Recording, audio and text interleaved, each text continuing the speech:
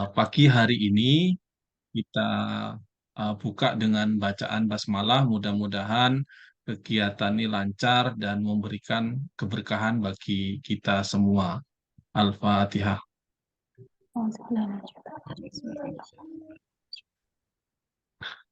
Baik, terima kasih. Saya atas nama Dekan Fakultas Teknik mengucapkan terima kasih kepada teman-teman dan mari kita biasakan untuk belajar karena hari ini saya juga peserta sehingga saya akan kembali menjadi eh, peserta untuk mendapatkan tambahan ilmu dari teman-teman sekalian.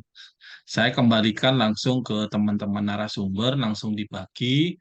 Kalau ada best practice ya yang best practice, nanti apa supaya lebih simpel dan tidak terlalu lama, silahkan diatur secara optimal. Dan nanti kalau ada tambahan-tambahan teman-teman yang belum hadir, ini saya rekam dan nanti bisa di-share di channel YouTube Fakultas Teknik. Terima kasih semuanya. Saya kembalikan ke narasumber. Assalamualaikum warahmatullahi wabarakatuh. Waalaikumsalam warahmatullahi wabarakatuh. Terima kasih Pak Dekan atas kesempatan yang diberikan kepada kami. Assalamualaikum warahmatullahi wabarakatuh. Waalaikumsalam. Assalamualaikum warahmatullahi wabarakatuh. Waalaikumsalam warahmatullahi wabarakatuh. Yang saya hormati Dekan Fakultas Teknik, Bapak Dr. Rozairi SSTMT, juga Kaprodi Teknik Informatika dan Sistem Informasi. Berikut juga yang kami hormati dan juga kami ucapkan terima kasih atas partisipasi dari Bapak Ibu dosen pengampu di Fakultas Teknik. Hari ini saya dan Pak Rofi kami mencoba sharing beberapa media yang pernah kami gunakan sebagai media pembelajaran sebenarnya. Mohon izin untuk share.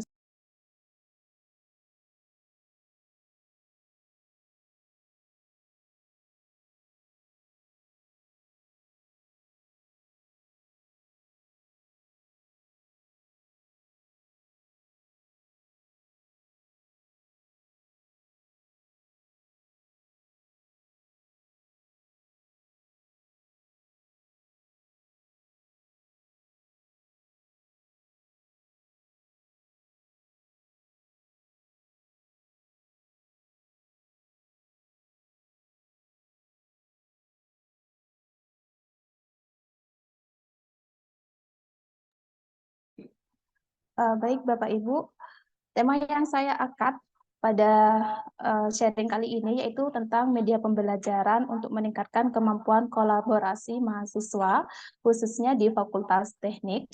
Karena beberapa yang pernah saya lihat ya terkait penugasan yang sifatnya kelompok itu biasanya hanya ada beberapa saja yang mengerjakan. Jadi yang melatar belakangi kami sharing tentang media ini adalah bahwa pendidikan di Indonesia ini lebih cenderung kepada mengedepankan kompetensi daripada kolaborasi. Jadi kalau kompetensi itu siswa ataupun mahasiswa biasanya unjuk diri tanpa melihat yang lain seperti itu. Jadi yang berpotensi atau memiliki kemampuan yang unggul itu biasanya hanya 1-10 besar, misalnya seperti itu. Nah, harapan dari kolaborasi ini bisa mengangkat teman-temannya yang tidak bisa menjadi sama-sama bisa. Kemudian latar belakang yang selanjutnya yaitu kemampuan kolaboratif perlu diasah sejak dalam masa pendidikan. Jadi di sini kita coba membangun kemampuan mereka dalam berkolaborasi di dalam perkuliahan. Karena saya rasa nanti di dunia kerja itu akan dibutuhkan skill-skill kolaborasi seperti itu. Kemudian manfaat kolaborasi, yang pertama adalah mahasiswa yang unggul. Di screen, di apa namanya? Ditampilkan semua, Bu, di bawah itu F4. Nah, ya, sip. Manfaat kolaborasi, yaitu mahasiswa yang unggul akan membantu mahasiswa yang lain ada dalam kelompoknya untuk menjadi unggul. Jadi mungkin Bapak Ibu sudah menerapkan pembagian kelompok dalam mata kuliah, namun sering terjadi yang mengerjakan itu hanya satu, misalnya dalam satu kelompok tersebut. Kemudian dengan kami memperkenalkan beberapa media ini, kami harapkan bisa terkontrol gitu ya, sehingga semua anggota kelompok itu juga ikut berpartisipasi dalam menyelesaikan tugasnya. Kemudian maju bersama untuk mencapai tujuan yang sama. Dan yang ketiga adalah kolaborasi akan meningkatkan value. Barangkali nanti kalau misalnya diajak kolaborasi gitu ya, atau terpantau pengerjaannya, mahasiswa yang awalnya mungkin tidak pede atau apapun itu bisa ke-trigger untuk mengerjakan tugas-tugas yang sudah dibebankan oleh Bapak Ibu. Nah, untuk bisa menggunakan media pembelajaran ini, kita pastinya tidak lepas dengan memanfaatkan teknologi informasi. Teknologi informasi yang digunakan itu diperlukan sebuah sistem yang dapat mendukung kolaborasi, kemudian diperlukan sistem yang dapat memantau aktivitas, kemudian diperlukan sistem yang dapat mengukur kontribusi. Ketika kita menggunakan media kolaborasi yang disediakan oleh pengembang, begitu Bapak Ibu, ketimbang kolaborasi secara manual, misalnya ditugaskan gitu ya, ditugaskan untuk mengerjakan makalah atau menulis buku tanpa ada pantauan, itu biasanya yang aktif, yang tidak aktif ya loss gitu. Nah, sehingga harapannya nanti di sini ada diperlukan sistem yang dapat mengukur kontribusi. Jadi nanti di media Git yang akan diperkenalkan itu bisa melihat mahasiswa atau akun mana yang melakukan updatean pekerjaan ataupun merubah begitu ya. Jadi di situ ada track record dari beberapa akun yang sudah berkontribusi mengerjakan tugas. Nah, ini adalah media pembelajaran kolaborasi. Di antaranya itu ada Git, kemudian ada Trello, kemudian ada Google Drive, sebenarnya juga masuk ke dalam media kolaborasi. Cuman kita memperkenalkan mungkin media yang baru kita tahu begitu ya Bapak Ibu. Kemudian ada Dropbox dan sebagainya. Nah, untuk Trello ini merupakan aplikasi sebut manajemen yang bisa diakses melalui online ataupun bisa diinstalasi menggunakan handphone. Kemudian aplikasi ini dapat memantau perkembangan pekerjaan tim yang sedang berlangsung dan dilakukan bersama-sama dengan rekan-rekan tim. Aplikasi ini dapat mengakses berbagai informasi terkait tugas tim, tugas tersebut dapat terpantau. Kemudian untuk Git sendiri merupakan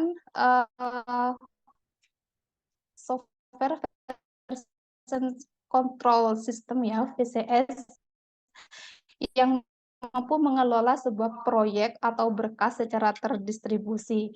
Jadi nanti di Git ini kita bisa mengetahui kira-kira atau pengerjaan tugas.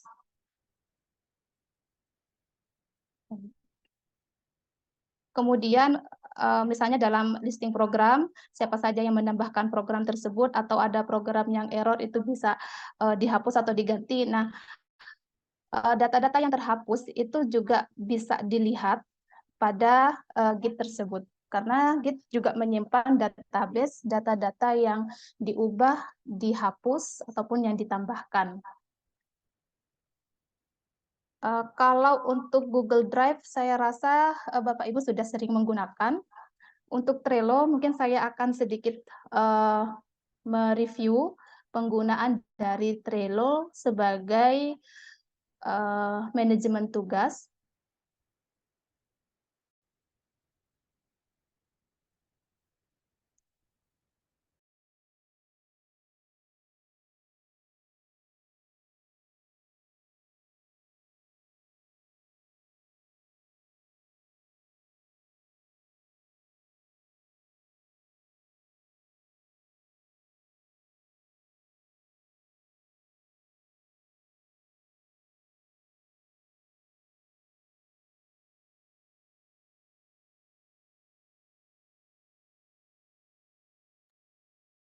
Trello itu gratis ya, Bu?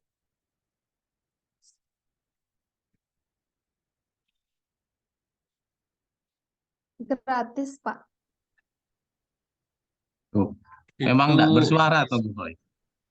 Kenapa, Pak? ini Trello. Oh, Ya, Tapi, jadi ya, Pak. oke, siap. Sudah kedengeran, Bu? Iya. Nah, ini jadi ada Trello. beberapa yang pernah saya gunakan gitu, Pak ya. Ini dalam pengelompokan, misalnya saya membuat sebuah eh, planning gitu atau penugasan kepada mahasiswa, di mana mahasiswa tersebut dibentuk satu kelompok, misalnya satu kelompok itu terdiri dari 3 orang, maka ada satu ketua dan 2-nya itu anggota. Nah, di situ bisa kita tulis kira-kira tugas mereka itu mengenai apa begitu ya. Misalnya mata kuliah saya itu RPL, ada penugasan terkait pembuatan makalah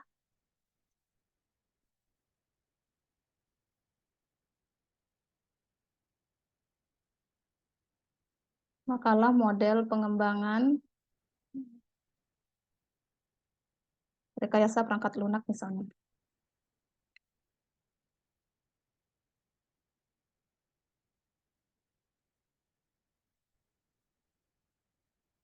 Nah, di sini untuk bisa membangun makalah model pengembangan rekayasa perangkat lunak, biasanya dibagi-bagi. Bab 1 itu terkait membagi tugasnya, misalnya terkait bab 1 itu dikerjakan oleh atas nama A, kemudian bab 2-nya dikerjakan oleh B, dan selanjutnya dikerjakan oleh C. Nah, selama pengerjaan ini, ketua kelompok bisa menentukan siapa saja yang dibebankan tugas, misalnya di bab 1 dibebankan pada mahasiswa A, maka dengan menginvite email, di sini menggunakan email, maka di sini ada inisial dari mahasiswa tersebut. Jadi pada backlog doing ini berarti subbab atau materi yang sudah ditugaskan itu sedang dalam pengerjaan. Nah, nanti mereka kalau misalnya sudah mengerjakan bab-bab tersebut, maka mereka bisa memindahkan materi ini, backlog ini ke review, papan review. Nah, seperti ini. Nah, jadi mereka bisa memindahkan menandakan bahwa tugas mereka sudah mereka kerjakan dan siap untuk direview. Nah, di review ini adalah tugas dosen untuk melihat pekerjaan mahasiswa, kira-kira hasilnya seperti apa. Ini ketika kita klik subbab yang mereka kirimkan, maka akan muncul beberapa form seperti ini. Jadi di Trello ini juga bisa memberikan link, misalnya mereka menulis di blog ataupun di Google Drive, itu mereka bisa menempelkan ya, atau mempastekan linknya di komentar ini. Nah, dosen bisa juga memberikan reviewnya, hasil reviewnya, apakah ada yang perlu direvisi, dikerjakan kembali, atau ditolak, dan sebagainya. Ketika sudah komentar sudah di-submit, maka dosen bisa mengembalikan ke doing. Ya, kalau misalnya pekerjaannya itu sudah dirasa betul, maka dosen bisa memindahkan ke papan done atau selesai seperti itu. Nah, jadi di sini kita bisa memantau kira-kira siapa saja yang berkontribusi dalam mengerjakan tugas sehingga kita bisa memberikan nilai yang objektif kepada mahasiswa. Jadi di sini kelihatan kalau misalnya tetap ada di doing, berarti ya memang tidak dikerjakan seperti itu. Jadi bisa di-tracking pekerjaan dari masing-masing kelompok.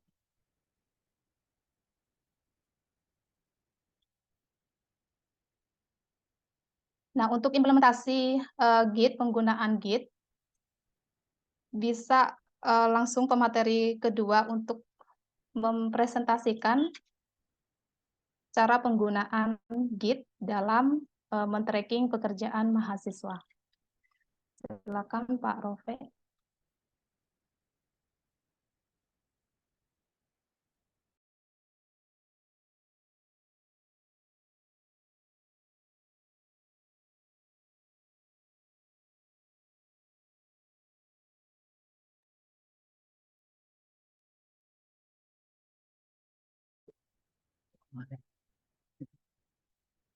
Gimana nih saya share ini? Sudah dapat ini ya?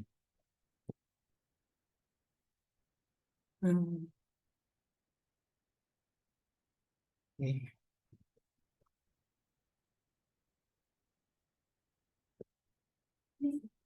Bisa. Oke, saya lanjut nggak Ibu? Assalamualaikum warahmatullahi wabarakatuh. Waalaikumsalam Waalaikumsalam warahmatullahi warahmatullahi wabarakatuh. wabarakatuh. Terima Waalaikumsalam kasih warahmatullahi Bu Fai wabarakatuh. atas pemaparan dari materi tentang implementasi apa ya, cara kerja atau kolaborasi menggunakan Git. Nah, sebelumnya saya menyampaikan banyak-banyak terima kasih kepada Dekan Fakultas Teknik yang sudah mensupport kami dalam pelaksanaan pengenalan sistem ini, platform ini, seperti itu kepada teman-teman dosen di Fakultas Teknik. Dan ini merupakan tidak lanjut dari acara CSNU di mana minggu lalu Pak Ferry menyampaikan tentang penggunaan tool ini, gitu. Dan ini sangat sinkron sekali terhadap isu yang baru, yaitu penggunaan implementasi OBE di lingkungan kampus. Nah, mungkin di layar saya saat ini kelihatan tentang VS Code. Nah, kenapa saya tampilkan VS Code? Itu karena ada kaitannya nanti dengan VS Code. Namun tidak semua dosen di sini itu berkutat dengan coding. Nah, bagaimana kelanjutannya nanti ketika diimplementasikan ke penugasan pada mahasiswa yang berkaitan atau tidak berkaitan dengan coding, gitu. Berkaitan di luar coding tapi tidak berkaitan dengan coding. Nah, seperti yang sudah disampaikan oleh Bung Khoi, di mana Git ini merupakan bisa disebut sebagai tempat kerja kolaborasi, atau lebih tepatnya kalau kita ambil dari penggunaan Git dasarnya, Git itu merupakan control version. Jadi di perusahaan-perusahaan ketika membuat aplikasi pasti mereka punya aplikasi berversi-versi. Seperti Windows, contohnya ada versi Windows XP, Windows 10, dan sebagainya. Ada yang terakhir mungkin Windows 11 ya. Nah, kebetulan di sini saya juga menggunakan komputer baru. Maksudnya tidak seperti yang saya gunakan sebelum-sebelumnya. Saya sengaja supaya nanti teman-teman dosen, Bapak dan Ibu di sini bisa memulai dari awal juga. Nah, Git ini sangat dibutuhkan di luaran sana. Jadi perusahaan-perusahaan itu tanpa Git itu bisa dibilang kurang, sistem kerjanya kurang. Lebih terkait pada cara pekerjaan yang tidak sendiri-sendiri. Jadi saat ini kalau sistem kerja sendiri-sendiri itu dirasa kurang efektif. Nah, mungkin Bapak Ibu pernah membimbing mahasiswa yang menggunakan metode waterfall. Nah, metode waterfall itu kalau bisa nanti di Fakultas Teknik tidak digunakan karena metode tersebut sudah ketinggalan jauh. Nah, metode-metode yang akan relate dengan cara kerja ini yaitu seperti metode agile. Nah, kayak gitu. Itu salah satunya. Menu Git Oke, mana menu Gitnya, V? langsung saja saya masuk Belum. ke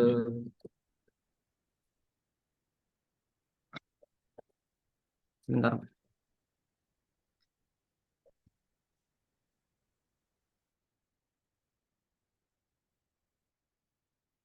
Git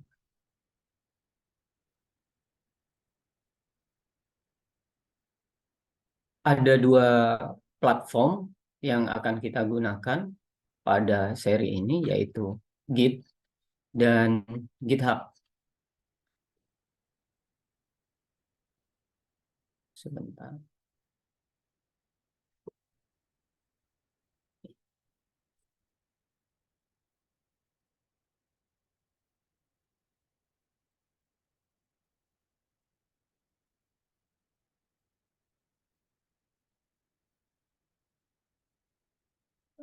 Eh, ini tampilan utama GitHub sebelum login. Untuk itu diharapkan nanti untuk GitHub ini Bapak dan Ibu harus mendaftar terlebih dahulu, yaitu ada di pojok kanan atas di bagian sign up. Nah, nanti Bapak dan Ibu bisa sambil lalu itu mendaftar di sini. Ini form pendaftarannya, tinggal masukkan email, masukkan password, dan seterusnya.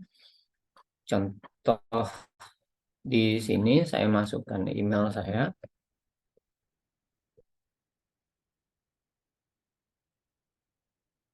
Nanti dia akan ngecek jika email ini belum digunakan, maka di sini bisa diklik untuk tahap selanjutnya.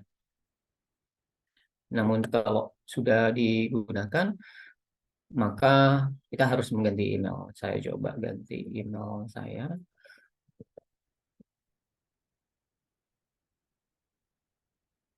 Nah, ini warnanya jadi hijau. Ini berarti bisa lanjut ke tahap berikutnya. Kita bisa membuat password baru.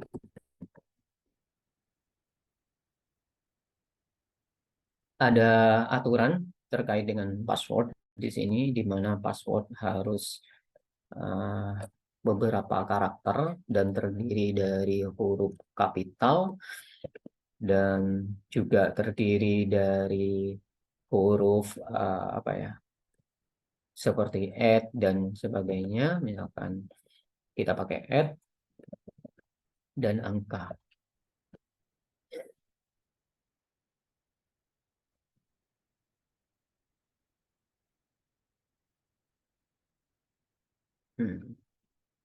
Oke.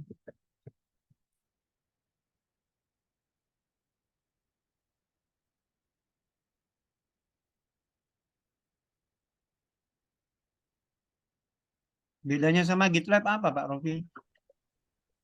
Bedanya sama-sama Pak. Jadi GitHub, GitLab ini merupakan repositori. Nanti Bapak dan Ibu bisa gunakan apa saja. GitLab, GitHub ada banyak.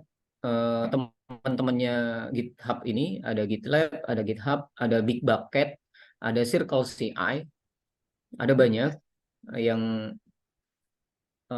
apa? Yang gratis itu kalau saat ini itu ada versi gratisannya GitHub sama GitLab, ada versi gratisannya. Jadi ada versi berbayar, ada versi gratisan. Nah, seperti itu. Nah, bedanya memang cikal bakalnya adalah GitHub yang dibuat oleh seseorang yang kemudian dibeli sama Microsoft. Jadi GitHub ini saat ini punyanya Microsoft. Nah, kemudian setelah dibeli oleh Microsoft, pembuatnya bikin GitHub, Pak. Seperti itu. GitLab, bikin GitLab. Jadi GitHub dibeli sama Microsoft, kemudian pembuatnya buat lagi. Saya tidak bisa.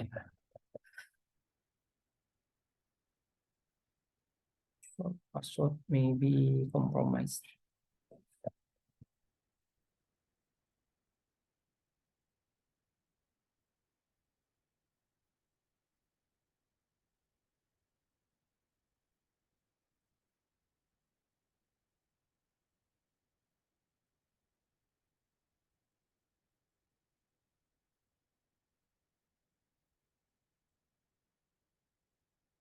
Hmm, hmm.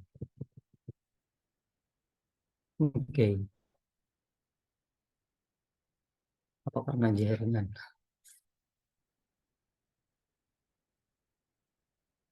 Coba saya tanyain dulu.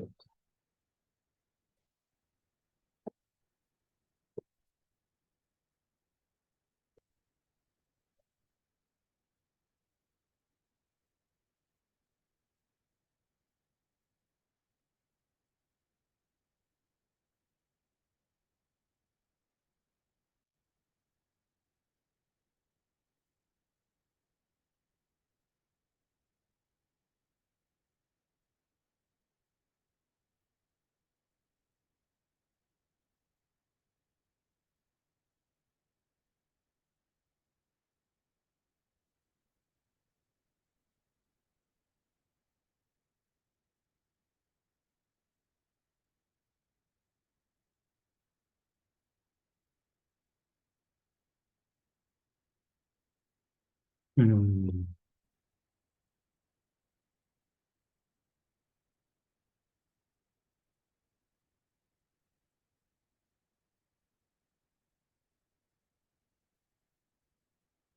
Oh, oke, oke, oke. Sebentar.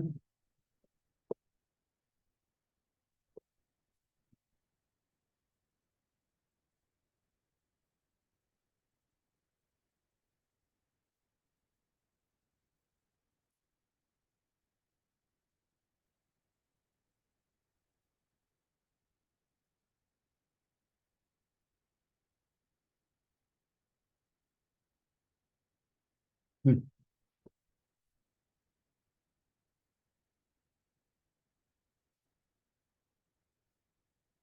Saya langsung login saja ini karena email saya terdetek semuanya sepertinya. Jadi saya langsung saja nanti prosesnya akan sama.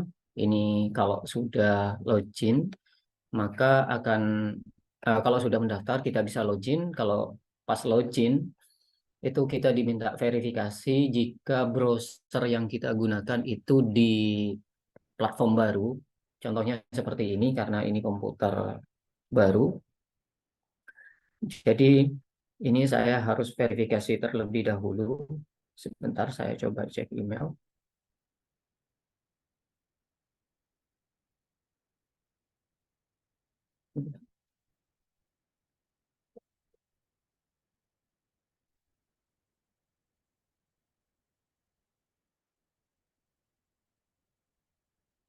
Oke, nah jika sudah masuk akan tampil dashboard seperti ini dan di samping kiri itu ada beberapa pekerjaan yang sudah kita buat sebelumnya seperti itu. Nah, ini saya masuk ke akun saya dengan nama akun Rofiuddin 15. Nah, Bapak dan Ibu nanti harus mengingat-ingat akun ini untuk berbagi dengan pengguna lainnya. Nah, di sini nanti Bapak dan Ibu akan bisa mengakses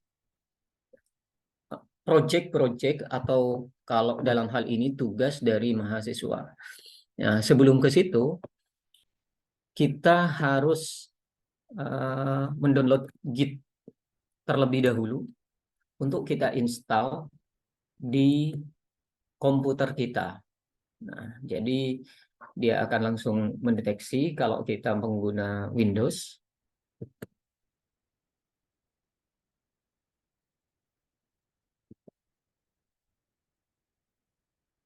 Ini saya coba download yang versi 64 bit terlebih dahulu.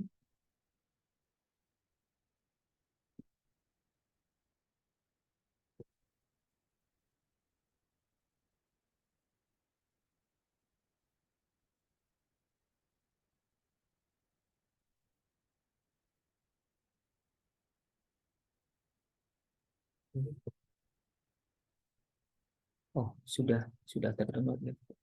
Ini sudah terdownload.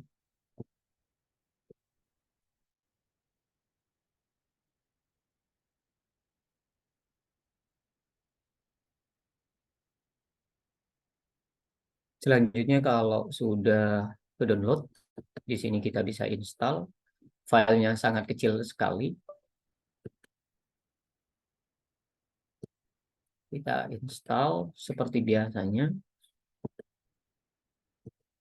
Next saja, tidak ada konfigurasi yang sangat penting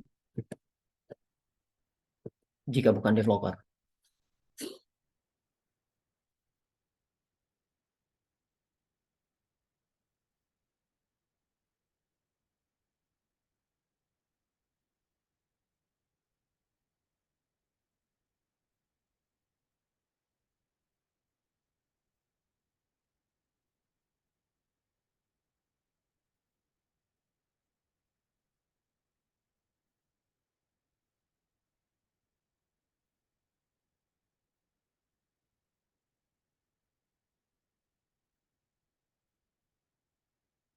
Oke, kemudian finish. Oke, nah sengaja tadi saya tidak centang di situ ada Git base. Apa itu Git base? Kalau kita lihat di instalasi, maka di bagian Git ini, nah ini ada Git base, ada Git CMD. Nanti Git base ini sebenarnya sama dengan CMD. Apa yang bisa kita lakukan di sini? Ini untuk Bapak dan Ibu yang pernah berkutat dengan coding, maka ini tidak asing lagi yang namanya CMD. Kalau di platform Windows ada CMD. Nah, yang seperti ini. Kita akan gunakan pertama kali itu CMD. Maka Git itu juga bisa dikelola menggunakan CMD. Kalau para developer itu biasa menggunakan CMD ini untuk mengontrol si Git. Nah, kalau kita ketik di sini Git min version, contohnya kita akan tahu versi dari Git yang kita install. Seperti itu. Nah, untuk pertama kali kita ke GitHub terlebih dahulu.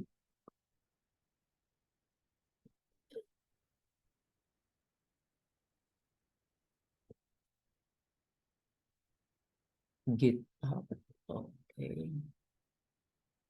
Yang ingin kita catat di sini adalah username kita dan email yang kita gunakan. Jadi Bapak dan Ibu harus mencatat email yang digunakan untuk platform Git ini.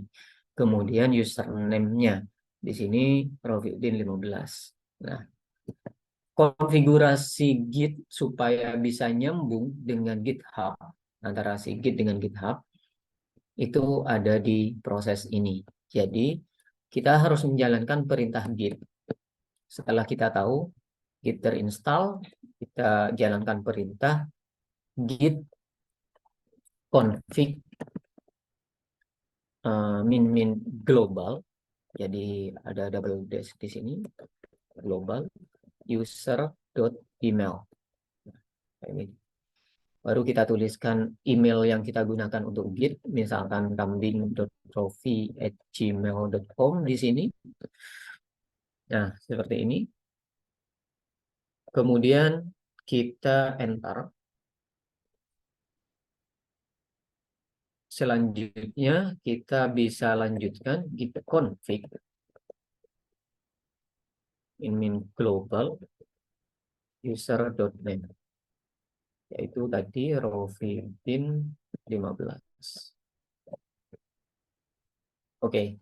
Nah, dengan seperti ini komputer kita sudah ready untuk menggunakan atau bekerja dengan Git. Cukup simpel perintah yang kita gunakan. Kalau buat orang IT mungkin ini simpel sekali.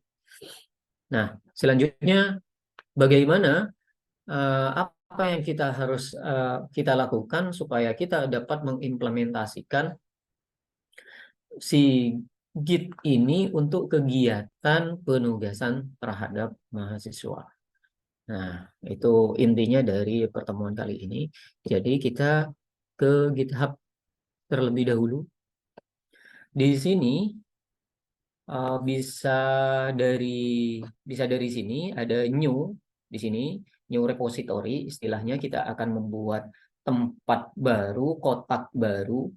Nah, ibaratkan kita bekerja di dalam perpustakaan, maka kita akan membuat sebuah tempat baru untuk menyimpan data-data kita. Nah, bisa dari button ini atau dari sini. Nah, dari atas di sini tanda plus, di sini new repository. Nah, saya langsung di sini new repository. Selanjutnya kita bisa berikan nama repositorinya di sini. Misalkan tugas mobile.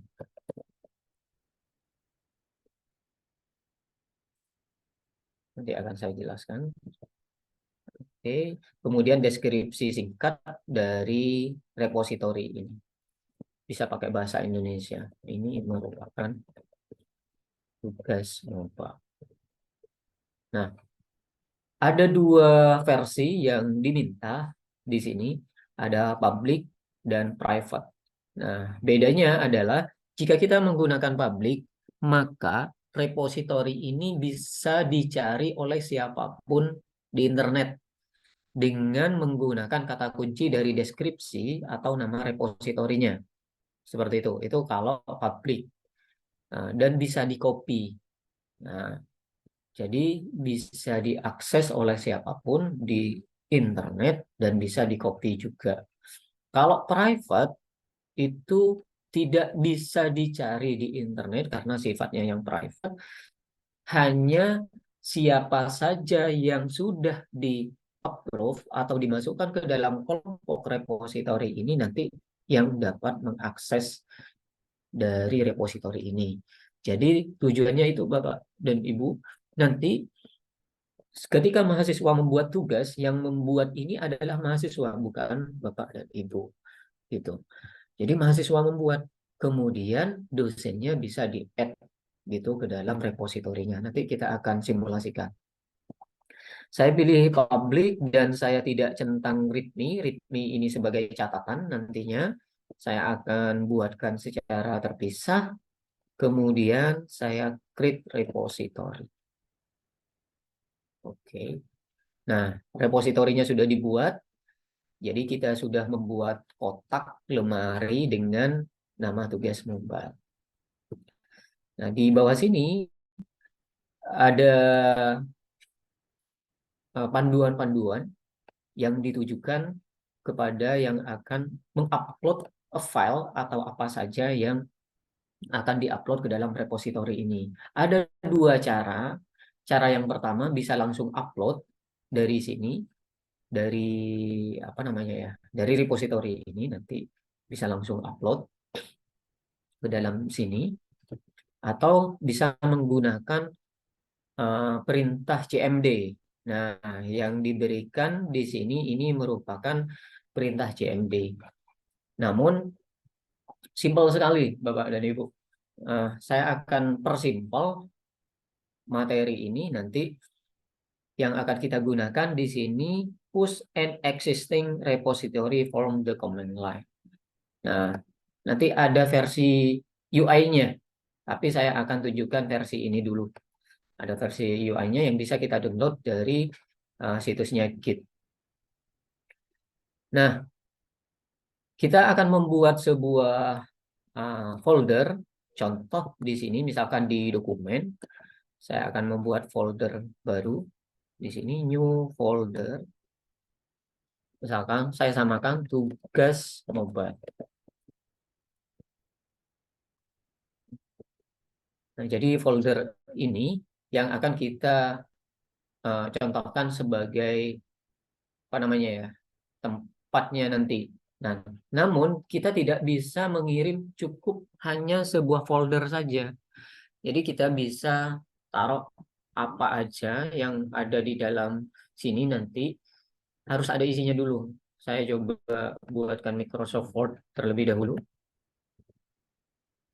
Baru. Karena ini komputer baru jadi kosong. Dan Ibu. Tes. Tes. Tes belajar. Oke. Saya simpan. Terus,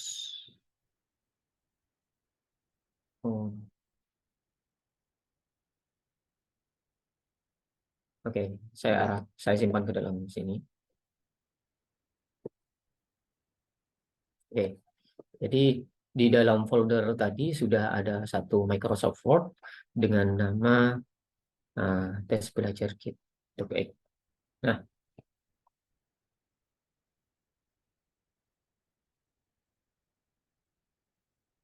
selanjutnya Bapak dan Ibu bisa klik kanan di sini. Kita bisa gunakan Git di sini, ada Git GUI, ada Git Base. Nah, ada Git GUI, ada Git Base. Saya akan contohkan menggunakan Git Base terlebih dahulu. Sebenarnya Git Base ini sama dengan CMD, atau kalau ingin membuka platform atau folder ini ke CMD, di bagian alamat di atas sini bisa ketikkan CMD kayak gitu. Kemudian enter. Nah, otomatis akan terbuka CMD yang mengarah ke folder ini. Kayak gitu, saya ulang. Jadi di bagian alamat di Explorer di sini itu kita ketikkan CMD. Maka nanti akan dibuka pada folder yang dituju, yaitu tugas mobile di dokumen di dalam komputer kita. Nah, kalau sudah seperti yang ditutorialkan di sini, sebenarnya di sini dimulai dari git init, jadi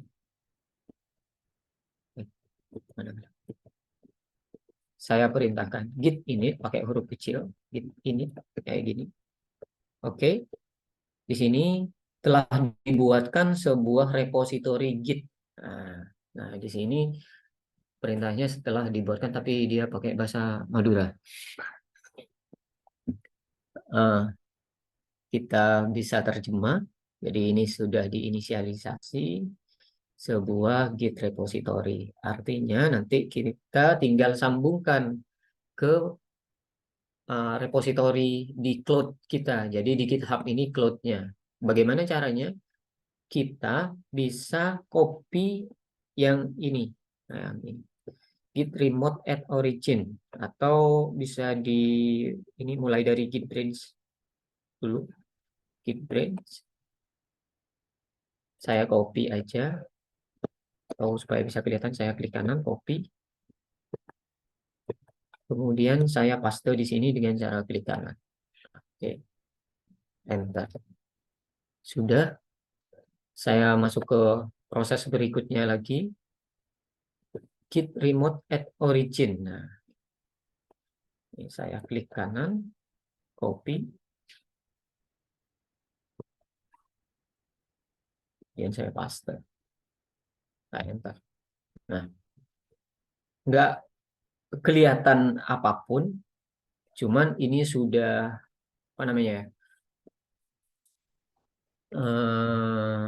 sudah nyambung. Nah, caranya supaya yang ada di lokal komputer kita yang ini bisa nyambung ke sana, kita masuk ke sini lagi. Kita harus daftarkan, sebenarnya di sini cuman tidak dijelaskan ada satu proses lagi, yaitu git commit dan git add di sini. Akan saya jelaskan. Saya ketikkan perintahnya git add. Git add ini di sini git spasi add spasi titik itu perintah untuk mendaftarkan bahwasannya apa yang kita lakukan atau ada perubahan di dalam lokal kita, itu kita akan masukkan ke dalam repositori kita. Nah, ini versi CMD-nya dulu. Nah, kemudian git commit. Commit berasal dari kata komitmen. Kita harus menyetujui terlebih dahulu. Min M itu message, kita berikan perintah ini pertama kali, misalkan. bukan perintah, tapi catatan. M itu message. Jadi kita berikan catatan, apapun itu catatannya. Kemudian enter. Nah, ini berhasil diubah dan di commit, disetujui. Selanjutnya perintahnya git push origin main. Nah, tadi kita membuat branch main. Nah, saya jelaskan apa itu branch. Branch itu adalah tempat kerja. Jadi branch. Setiap anggota nanti bisa punya branch masing-masing pada satu repositori. Seperti itu. Tetapi anggota utama itu bisa melakukan merger terhadap branch-branch yang lain. Jadi hasil kerjanya nanti bisa di merger. Nah, kenapa harus seperti ini supaya pekerjaannya tidak tumpang tindih? Git push origin main. Oke, ini proses push origin main. Kalau pertama kali biasanya dia minta login ke browser. Dia masih menunggu. Nah, ini ada proses. Oke. Nah, sign in with browser. Nah, jadi komputer kita itu perlu masuk terlebih dahulu.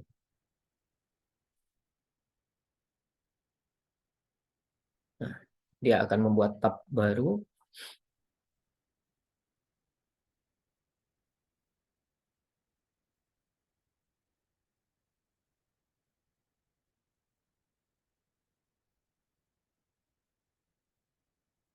Ini koneksi internetnya kayaknya. Ya, sebentar. Oh, dia langsung auto login karena sudah ya. Nah, kalau sudah 100% dan seperti ini sudah berhasil. Sudah berhasil di-push, artinya dimasukkan. Nah, saya coba screenshot dulu atau Bapak dan Ibu bisa screenshot dan ini juga direkam. Nanti Bapak dan Ibu bisa hasil rekamannya.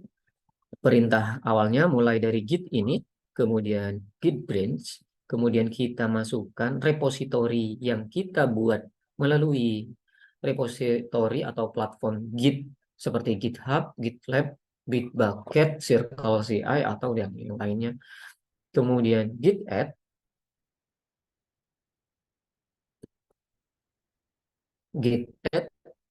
spasi titik, kemudian git commit min m menyetujui di sini. Min m ini pesan message, kita berikan pesannya apa. Nah, setelah di commit kita perintahkan git push origin main. Nah, ini versi ribetnya lah gitu, tapi masih simpel kalau menurut saya. Nah, hasilnya seperti apa? Hasilnya di sini, ini kalau kita refresh Bapak dan Ibu, ini akan hilang. Jadi tutorial ini akan hilang dan tergantikan dari isi yang ada di lokal kita. Gitu. Saya coba refresh karena dia tidak auto. Nah, di sini file dokumen kita itu masuk di sini berupa docx dan dengan catatan tadi ini pertama kali. Nah, bagaimana kalau misalkan dokumen tersebut diedit? Nah, saya akan buka lagi. Ini saya akan buka lagi.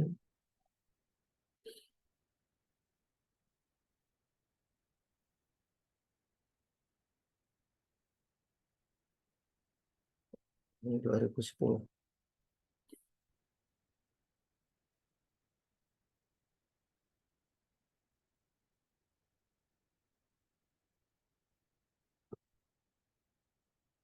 Oh, sini.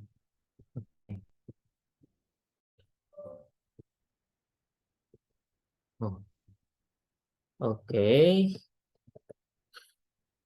saya coba edit terlebih dahulu. Ah,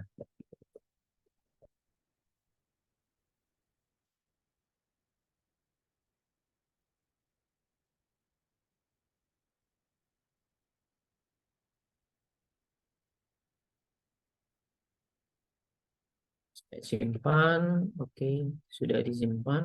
Nah, otomatis yang di lokal ada apa ya? Ada update. Jadi untuk selanjutnya, proses selanjutnya jika ada update itu dimulai dari git add lagi, nggak perlu dari git init dan sebagainya. Jadi jika ada perubahan maka dimulai dari git add spasi titik. Jadi kita git add, artinya yang tadi diubah itu kita masukkan lagi, kemudian git commit lagi. Ini Bapak dan Ibu, commit main end. Misalkan misalnya ada perubahan. Kemudian, oke, di sini sudah berhasil kita commit, kemudian perintah selanjutnya git push origin main lagi.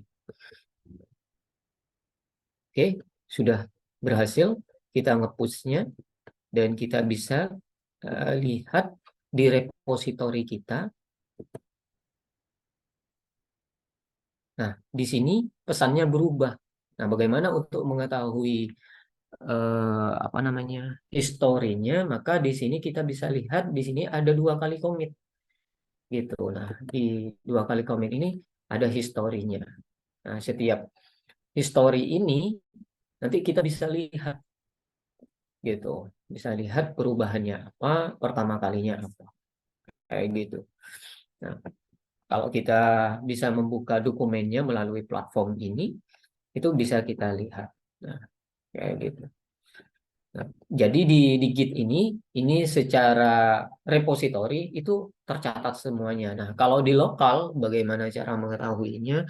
Kita harus menggunakan Git GUI-nya. Jadi si Git itu punya Git client GUI namanya view GUI client. Kita bisa masuk ke sini untuk mendownloadnya.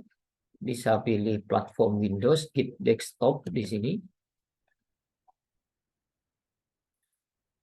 Nah, kita bisa download versi ini. Nah, nanti tampilannya ini kalau dalam coding ya, contoh dalam coding.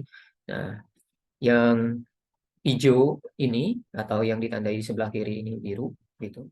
Itu adalah perubahannya, yang putih itu yang sebelumnya. Jadi seperti itu. Nah, kita bisa melakukan tracking. Kalau di Visual Studio Code juga bisa di tracking ya. Nah, menggunakan GUI ini juga bisa di tracking. Itu siapa yang melakukan perubahan itu bisa di tracking. Nah, tampilannya akan seperti ini. Secara sederhana seperti itu. Fungsinya nanti akan sangat powerful sekali. Kita akan coba mampir dulu ke dalam Git yang ada di sini untuk Git GUI bawaan dari Git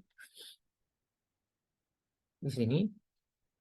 Nah, untuk pertama kali di sini ada create new repository, ada clone existing repository dan open existing repository. Nah, di sini kita bisa open repositorinya,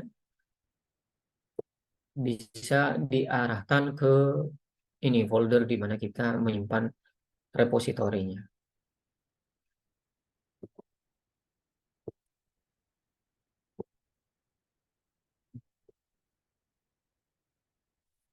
Nah, ini proses di mana kalau kita ada perubahan dan sebagainya itu bisa dilakukan di sini. Ada commit dan ada push dan sebagainya. Di sini ada commit, ada push. Nah, bisa kita lihat di sini. Nah, nanti informasi-informasinya itu akan tampil di sini. Kemudian pesannya itu ada di sini, gitu. Itu jika kita melakukan menggunakan GUI. atau menggunakan tampilan. Nah, ada yang lebih enak menggunakan si GUI ini, ada yang enak menggunakan si CMD tadi. Karena tinggal ketikkan perintah-perintah selesai. Gitu. Lebih cepat kalau beberapa teman itu menyampaikan kalau menggunakan CMD itu lebih cepat. Namun bagi para pengguna yang tidak terbiasa menggunakan CMD, mungkin akan lebih enak cara penggunaannya jika menggunakan apa namanya tampilan ini seperti itu. Nah, ini Git.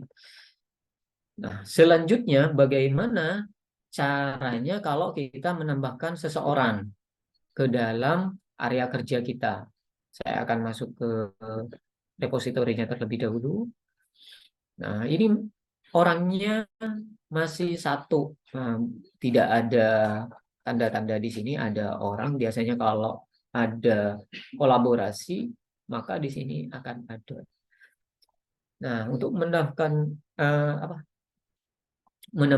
orang, di sini kita bisa masuk ke setting. Dan di sini ada kolaborator. Nah, apakah Bapak dan Ibu sudah membuat akun? Ada yang sudah membuat akun? Bisa saya contohkan untuk kita tes, masukkan orang di sini. Username-nya aja.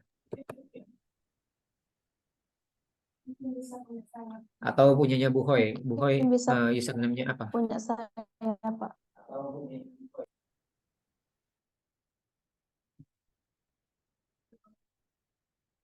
Bisa dicek terlebih dahulu atau Bapak dan Ibu mau coba gitu. Punya saya, Pak. Silakan Pak Ari. Di chat. Oke, Pak. Apa, Pak? Di chat itu, Pak.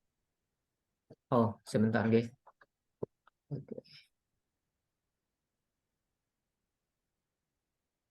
Oke, RCUIM ini ya, Pak? Ya, Pak. Oke.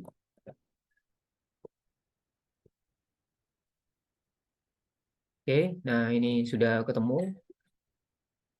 Kita pilih dan kita add RC to repository. Nah, maka Pak Ari sudah tergabung dalam proses atau repository ini, namun statusnya di sini masih pending invite.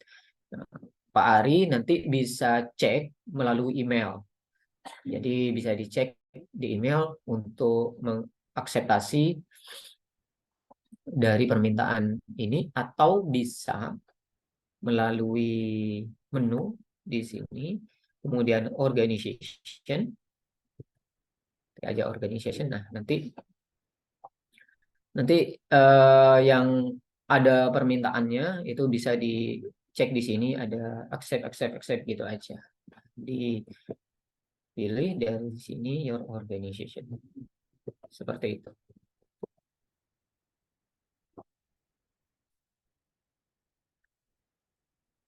Itu kalau menambahkan kolaborator. Nah, bagaimana kemudian si kolaborator itu melakukan proses di lokal komputernya, maka kita bisa kembali lagi ke sini. Nah, di sini sebenarnya disediakan menu code untuk proses cloning istilahnya. Source cloning. Nah, ada link di sini. Ada link. Di mana link ini dapat kita copy, dan kalau kita ingin melakukan download, itu tidak seperti yang kita lakukan sebelum-sebelumnya. Mungkin, saya yakin Bapak dan Ibu pernah searching, mencari aplikasi di internet, kemudian diarahkan ke platform Git, kemudian diklik download di sini.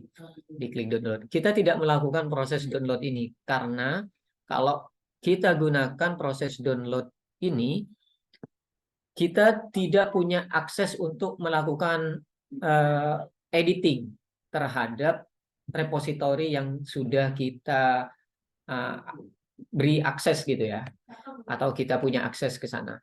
Kita copy saja di sini. Nah, saya akan copy di tempat lain, jadi tidak di sini, saya misalkan taruh di download. Saya akan buka CMD baru di sini, CMD. Nah, perintahnya cukup simpel. Jadi saya akan melakukan cloning di sini dengan cara git clone aja, clone.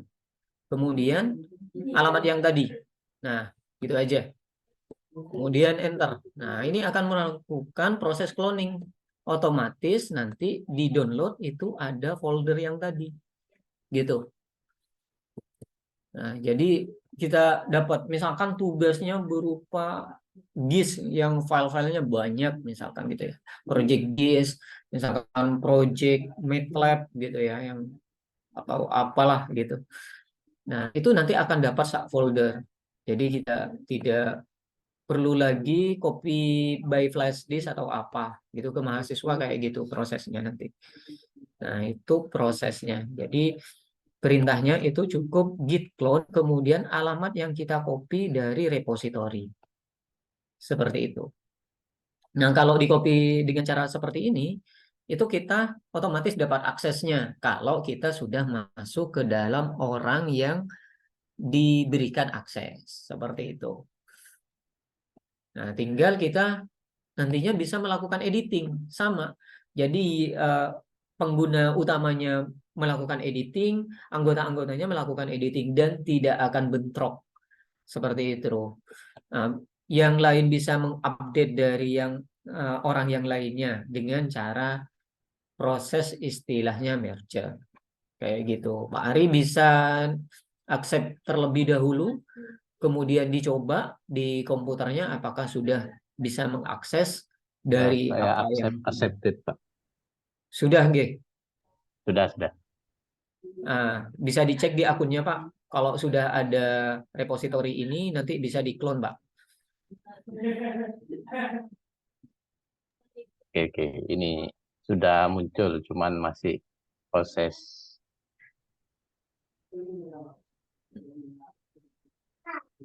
Sambil lanjut aja, Pak.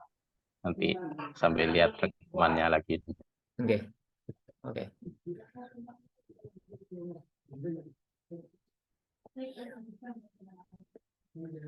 Oke.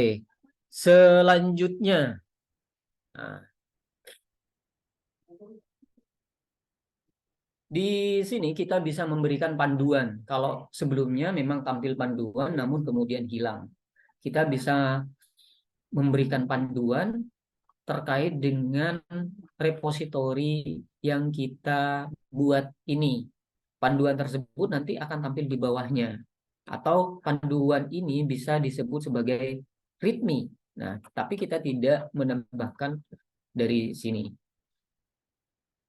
Kita bisa tambahkan berupa text file di dalam apa namanya ya, project kita. Bisa kita bikin new di sini berupa teks. Ini kan ada dokumen teks kayak gini. Kita beri nama readme seperti ini. Namun extensionnya bukan .txt. Kita ganti extensionnya menjadi .md. Nah, kayak gini.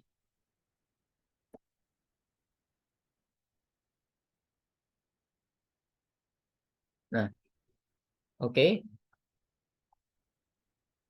Nah, .md ini bisa ya namanya ya. Bisa kita edit juga melalui teks ya. Itu salah satunya. Atau nanti oke, saya coba dulu Markdown source admin. Ini jadinya nggak kebaca.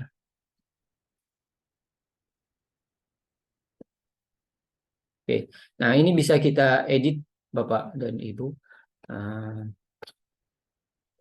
Bisa kita edit pakai editor teks editor sederhana, bisa itu, atau masih di teks.txt tadi itu kita berikan dulu. Saya coba rename dulu ya. txt supaya bisa diedit. Informasinya itu bisa dikelola pakai notepad biasa. Nah, kayak gini. Kalau kita ingin memberikan informasi, tutorial, dan sebagainya, itu kita bisa pasang ini. Misalkan saya kasih pagar di sini judul. Nah, jadi kalau kita ingin memberikan judul itu pakai pagar terlebih dahulu.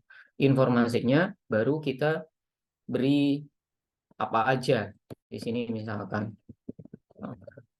peraturan dan sebagainya. Kalau kita ingin memberikan penomoran cukup diberi tanda dash seperti ini, min 1 misalkan 2 dan selanjutnya.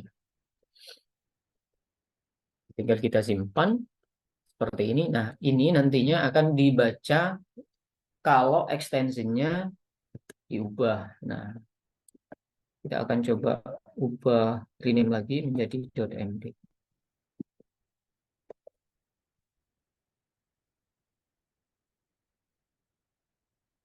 Oke.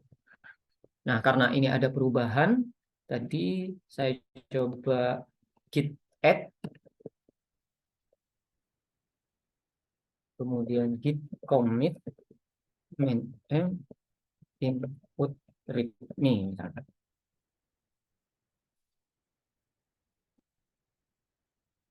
Oke, kemudian git push origin main.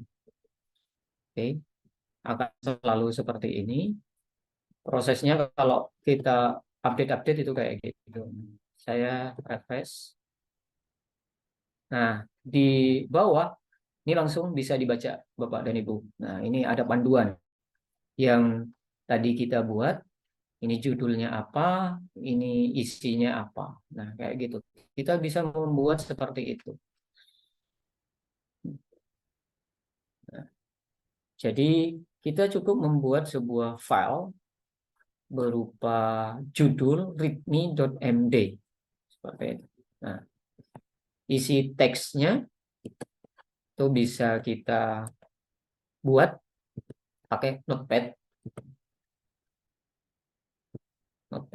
Nah, kayak gini. Notepad. Nah, isinya seperti ini. Jadi kalau judul itu pakai pagar, subjudul itu pagarnya 2 kali. Nah, bisa dibilang H1 judul pertama itu bab, subjudul itu nanti pagarnya 2 kali. Kalau ada apa ya, list nanti dimulai dari min 1 dan sebagainya. Hasilnya itu akan seperti ini. Nah, ini dia terkait dengan awal penggunaan Git sebagai langkah untuk penugasan dengan konsep kolaborasi. Seperti itu. Nah, nanti juga Pak Ari karena sudah bergabung di sini bisa mencoba misalkan apa namanya ya, melakukan editing di komputernya Pak Ari, kemudian melakukan Untuk proses download apa perintahnya tadi, Pak? perintahnya itu git clone Pak. Nah, yang ini Pak, git clone. Kemudian alamatnya Pak.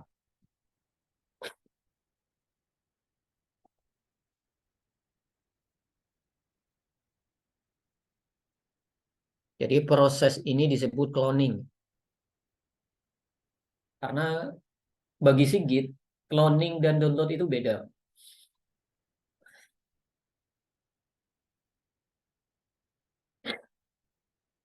Kalau download itu dianggapnya mengambil. Kalau cloning itu kita dianggapnya bekerja sama.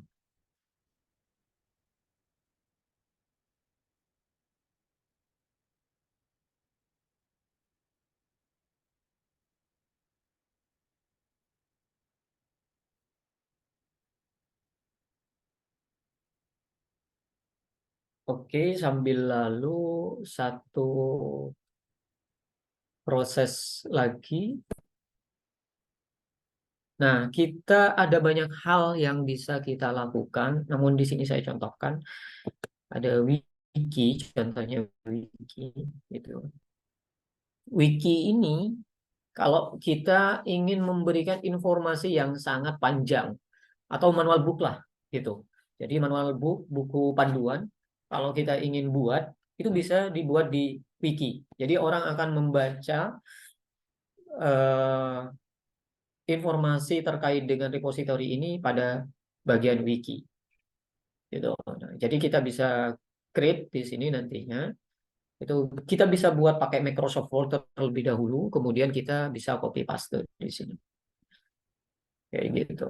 Nah, ini yang bisa kita lakukan di sini. Nah, tampilannya juga seperti ini ya, editor biasa. Nah, Naruh gambar bisa, Pak. bisa Pak, bisa. Nah, makanya di sini bisa kita inputkan gambar di sini juga di dalam wikinya. Hmm.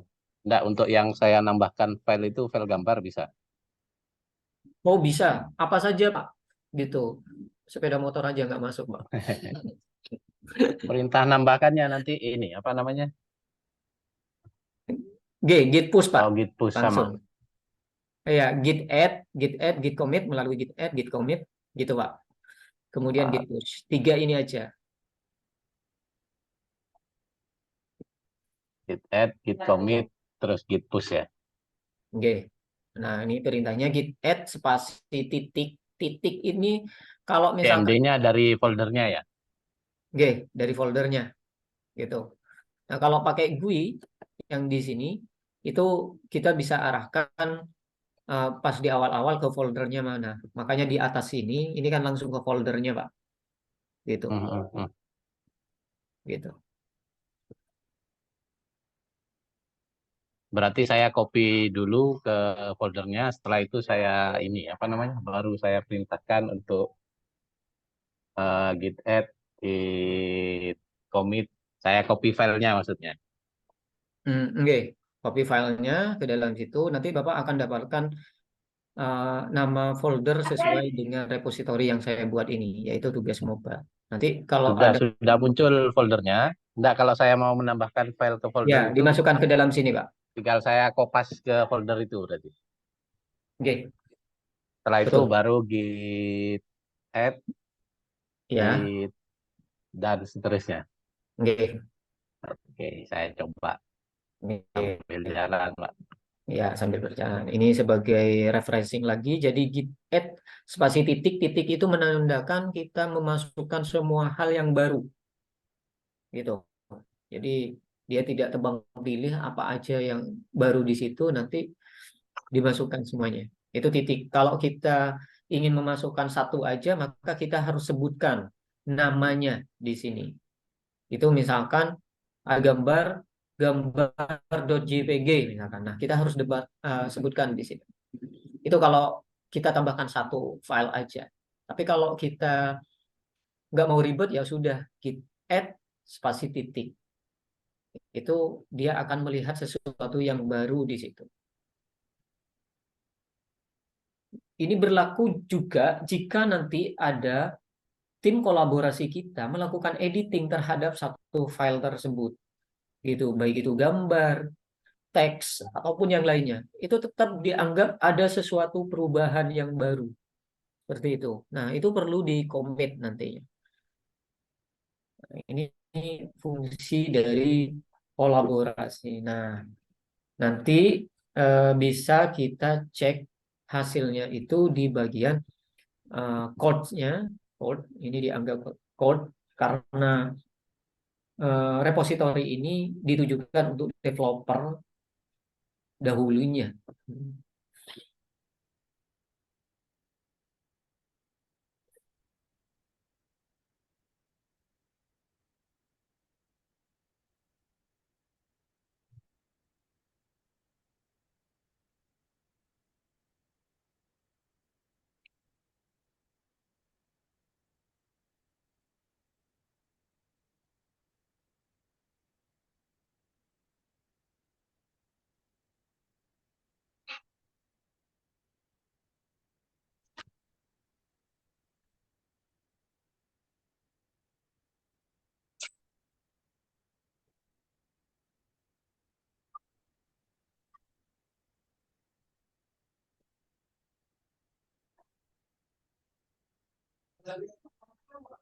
Oke. Nah, Sambil lalu saya Saat ini Pak, gimana Pak? saat apa namanya? Saya git push origin Oke, itu diminta untuk sign in with your browser. oke. Login aja Pak dulu. Nanti otomatis dia. Kalau sudah login di browsernya dia otomatis masuk. Uh, oh, Itu default untuk pertama browsernya kali harus aja Pak. ini. Gitu. Berikut-berikutnya enggak lagi.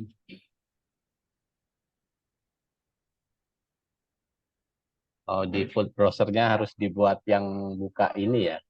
Oke, yang enggak Git. Enggak apa-apa sih Pak, enggak ke defaultnya, enggak apa-apa. Yang penting tahu lah, tahu akunnya, tahu passwordnya. Yang punya sendiri enggak tahu.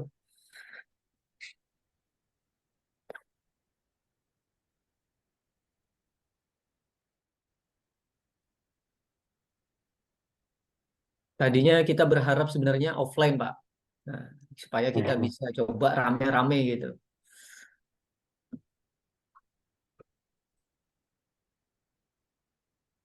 Tapi teman-teman sepertinya sibuk semuanya. Ini muncul anu Pak. Oh, authorize get git ekosistem gitu. Oke, Diklik itu, authorize. oke Pak, oke Pak.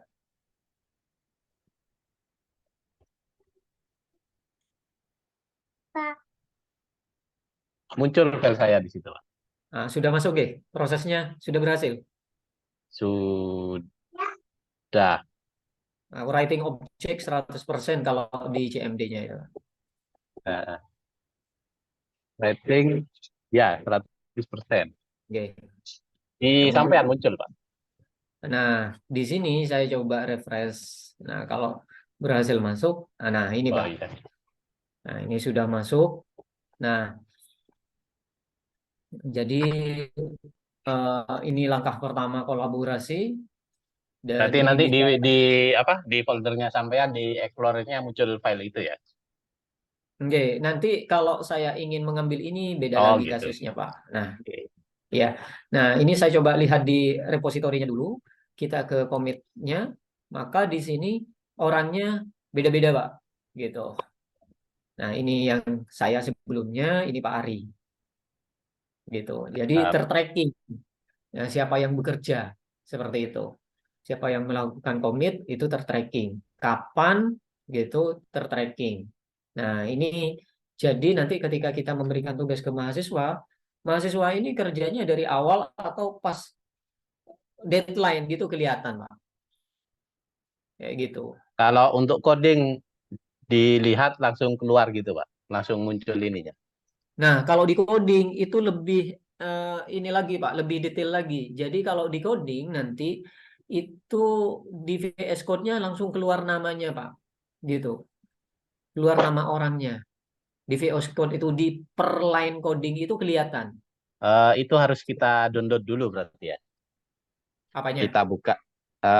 Kan atau bisa langsung dihubungkan ke VS Code.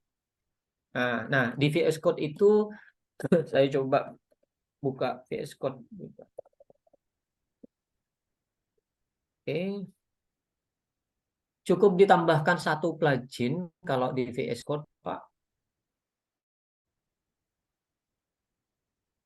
Kita tidak perlu menghubungkan ke VS Code karena VS Code nanti akan membaca Git yang ada di sistem kita.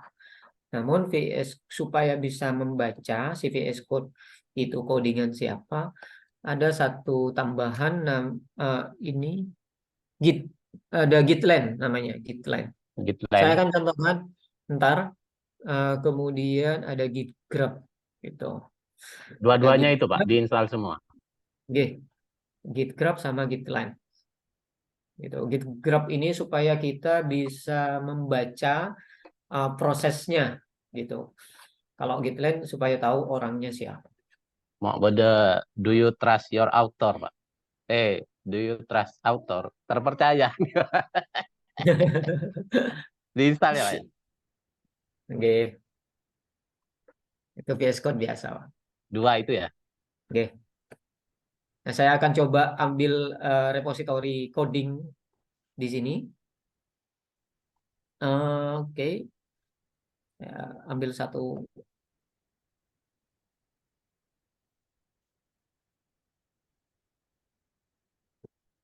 Saya akan clone. Nah,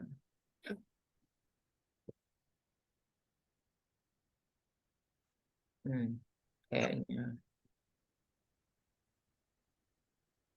Oh, bukan yang ini.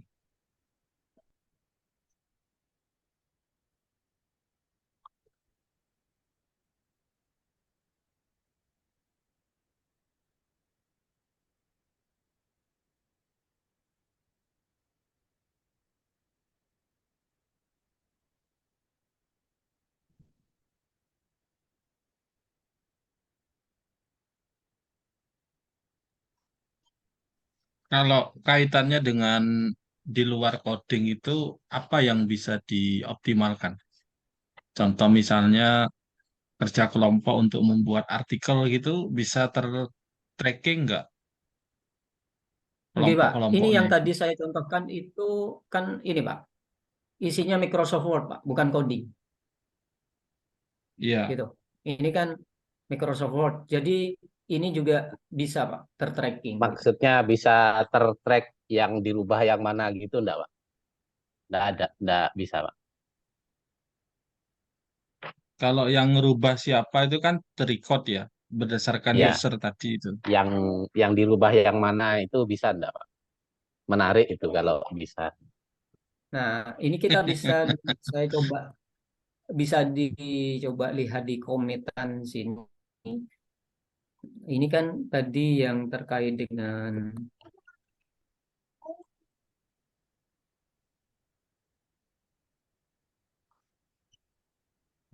oke.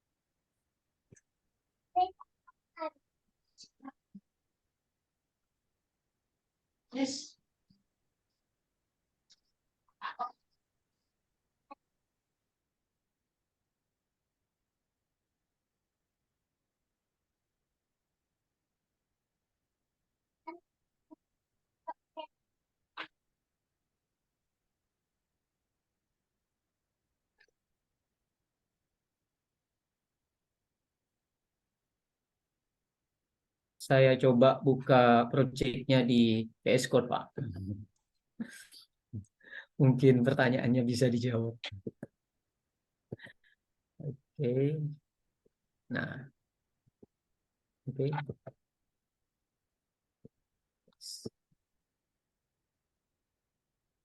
Oh,